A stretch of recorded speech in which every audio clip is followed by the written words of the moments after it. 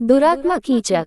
द्रौपदी के साथ पांडव वनवास के अंतिम वर्ष अज्ञातवास के समय में वेश तथा नाम बदलकर राजा विराट के यहाँ रहते थे। उस समय द्रौपदी ने अपना नाम सैरंध्री रख लिया था और विराट नरेश की रानी सुदेशना की दासी बनकर वे किसी प्रकार समय व्यतीत कर रही थी। पर स्त्री में आसक्ति मृत्यु का कारण होती है। राजा विराट का प्रधान सेनापति कीचक सुदेशना का भाई था। एक तो वह राजा का साला था, दूसरे सेना उसके अधिकार में थी, तीसरे वह स्वयं प्रख्यात बलवान था और उसके समान ही बलवान उसके 105 भाई उसका अनुगमन करते थे। इन सब कारणों के कीचक निरंकुश तथा मदान्ध हो गया था। वह सदा मनमानी करता था। राजा विराट का भी उसे कोई भय या संकोच नहीं था, उल्टे राजा ही उससे दबे रहते थे और उसके अनुचित व्यवहारों पर भी कुछ कहने का साहस नहीं करते थे।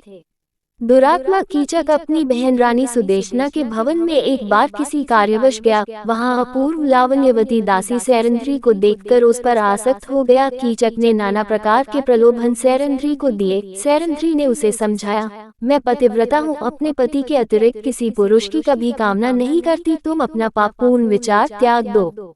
लेकिन कामांध कीचक ने उसकी बातों पर ध्यान नहीं दिया। उसने अपनी बहन सुदेशना को भी तैयार कर लिया कि वे सैरंध्री को उसके भवन में भेजेंगी। रानी सुदेशना ने सैरंध्री के अस्वीकार करने पर भी अधिकार प्रकट करते हुए डांटकर उसे कीचक के भवन में जाकर वहां से अपने लिए कुछ सामग्री लाने को भेजा। सैरंध्री जब कीचक के भवन में पहुंची तब वह दुष्ट उसके साथ बल प्रयोग करने पर उतारू हो गया। उसे धक्का देकर वह भागी और राजसभा में पहुंची, परंतु कीचक ने वहां पहुंचकर राजा विराट के सामने ही उसके केश पकड़कर भूमि पर पटक दिया और पैर की एक ठोकर लगा दी। राजा विराट कुछ भी बोलने का साहस न कर सके।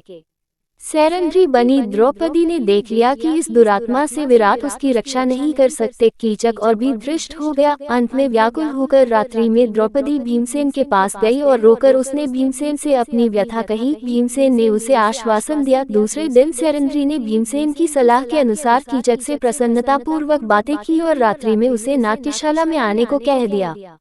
राजा विराट की नाट्यशाला अंतःपुर की कन्याओं के नृत्य एवं संगीत सीखने में काम आती थी। वहां दिन में कन्याएं गान विद्या का अभ्यास करती थी, किंतु रात्रि में वह सूनी रहती थी। कन्याओं के विश्राम के लिए उसमें एक पलंग पड़ा था। रात्रि का अंधकार हो जाने पर भीमसेन चुपचाप आकर नाट्यशाला के उस पलंग पर सो गए। कामांध कीचक सज धज कर वहां आया और अंधेरे में पलंग पर बैठकर भीमसेन को सैरंध्री समझकर उसके ऊपर उसने हाथ रखा। उछलकर भीमसेन ने उसे नीचे पटक दिया और वे उस दुरात्मा की छाती पर चढ़ बैठे। कीचक बहुत बलवान था, भीमसेन से वह भिड़ गया। दोनों में मल्लयुद्ध होने लगा, किंतु भीमसेन ने उसे शीघ्र ही पछाड़ दिया और उसका गला घोंटकर उसे मार डाला। फिर उसका मस्तक तथा हाथ पैर इतने जोर से दबा दिए कि सब धड़ के भीतर घुस गए। कीचक का शरीर एक डरावना लोथड़ा बन गया। प्रातःकाल सैरंध्री ने ही लोगों को दिखाया कि उसका अपमान करने वाला कीचक किस दुर्दशा को प्राप्त हुआ, परंतु कीचक के 105 भाइयों ने सैरंध्री को पकड़कर बांध लिया। वे उसे कीचक के शव के साथ चिता में जला देने के उद्देश्य से शमशान ले गए। सैरंध्री क्रंदन करती जा रही थी। उसका विलाप सुनकर भीमसेन नगर का परकोटा कूदकर शमशान पहुंचे। उन्होंने एक वृक्ष उखाड़कर कंधे पर रख लिया और उसी से कीचक के सभी भाइयों को यमलोक भेज दिया। सैरंध्री के बंधन उन्होंने काट दिए। अपनी कामासक्ति के कारण दुरात्मा कीचक मारा गया और पापी भाई का पक्ष लेने के कारण उसके 105 भाई भी बुरी मौत मारे गए।